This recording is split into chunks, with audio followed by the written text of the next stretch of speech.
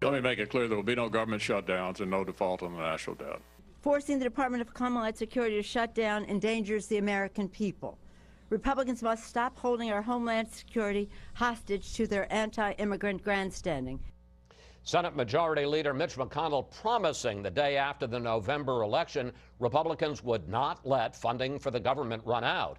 And House Democratic Leader Nancy Pelosi noting the DHS budget does just that in 12 days. And it's time now for our Sunday group. Syndicated columnist George Will, Julie Pace, who covers the White House for the Associated Press, co-host of The Five, Dana Perino, and Fox News political analyst Juan Williams. Well, we ask you for questions for the panel, and we got this on Facebook from Karen Sue Cook. She writes, Republicans will get the blame if department shuts down, so they need to come up with a way to try to get some concessions to get past this deadline. Dana, I mean, as a point of fact, Senate Democrats are filibustering this in the Senate.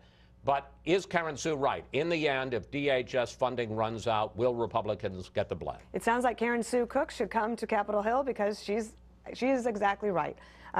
McConnell put his line in the sand. He's going to stick to it, meaning that he doesn't want to have a government shutdown.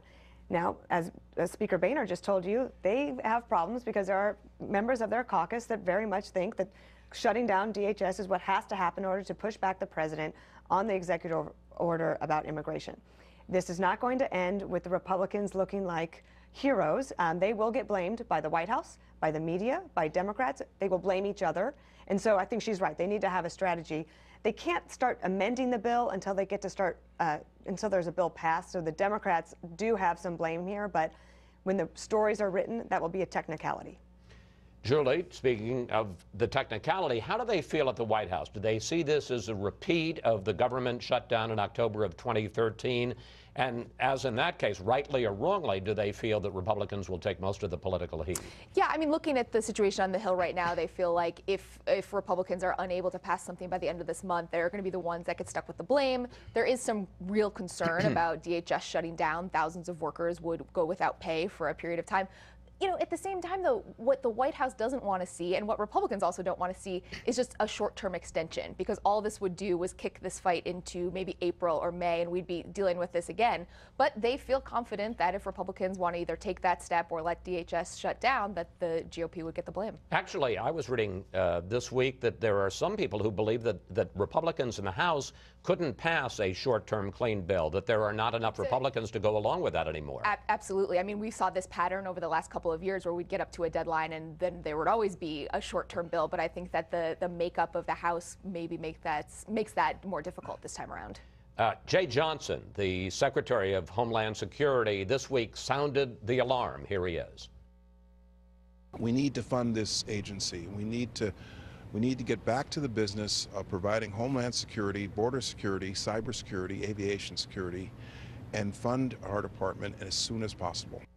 Not to let the facts get in the way, but the fact is, even if DHS funding runs out, roughly 200,000 of the department's 230,000 workers would be deemed essential and would keep working without pay, including the Secret Service, TSA, and Border Protection.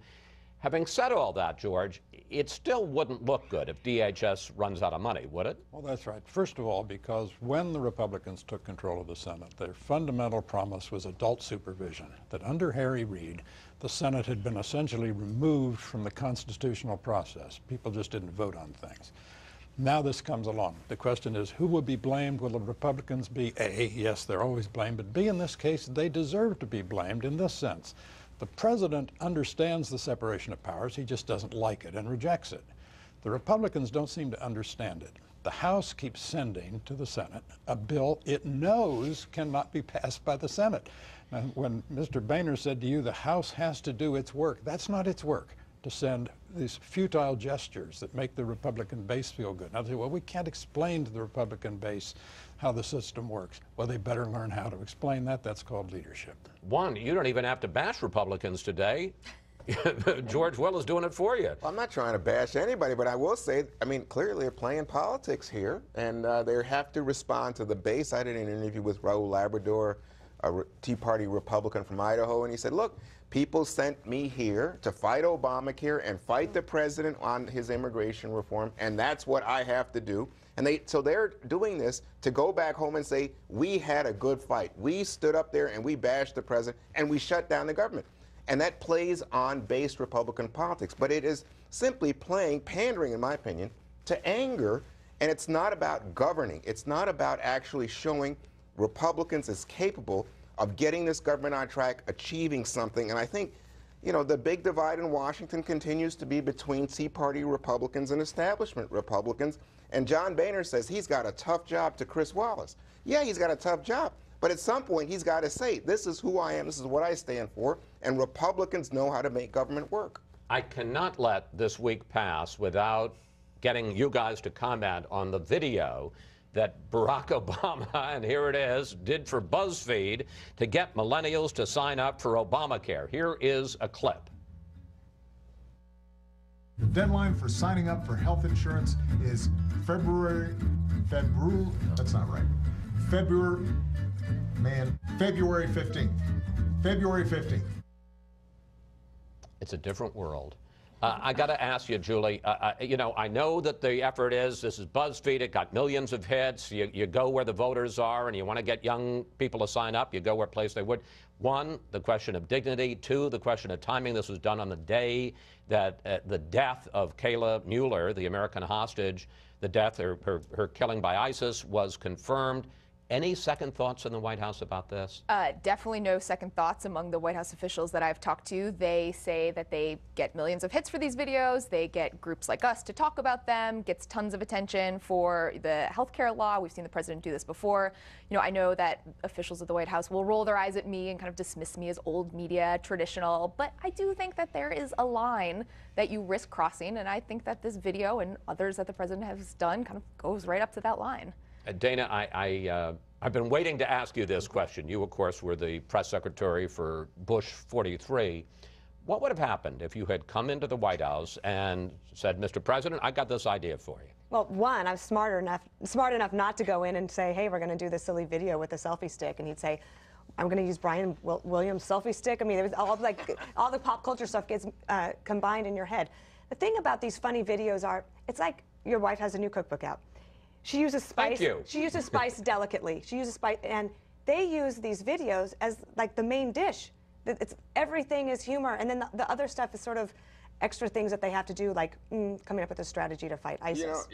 I heard Chris Wallace say once that the reason bank robbers rob banks is because that's where the money is.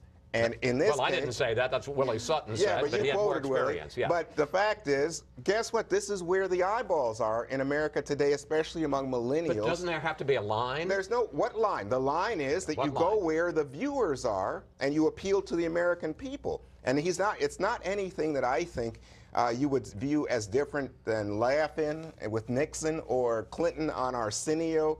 I think that you don't want to demean the office, but you want to appeal to people and talk to them in their language. As they We're way over here, but George, go ahead. I can tell you want to say something. What's different, Juan, about this is it's long been known that if narcissism were oil, this president would be Saudi Arabia.